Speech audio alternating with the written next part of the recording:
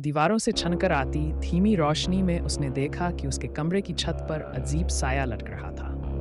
पहले उसे लगा कि ये उसकी आंखों का धोखा है, लेकिन साया धीरे धीरे उसकी ओर बढ़ने लगा। उसकी धड़कनें तेज हो गई और वह बिस्तर में दुबक गई।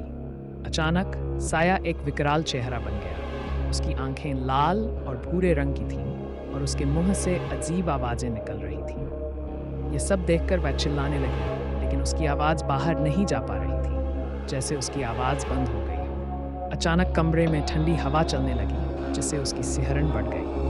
वह उठने की कोशिश कर रही थी, लेकिन जैसे पैर वहां जम गए हों। साया अब और पास आ गया था, उसके चेहरे के पास। उसके शरीर में डर की लहरें दौड़ रही थीं। तभी बिजली कड़कने की आवाज़ आई और साया गायब हो गया। कमरे में अब भी ठंडक थी, लेकिन सब कुछ सामान्य लग रहा था। वह उठकर बैठी और सोचा कि शायद यह उसका वहम था।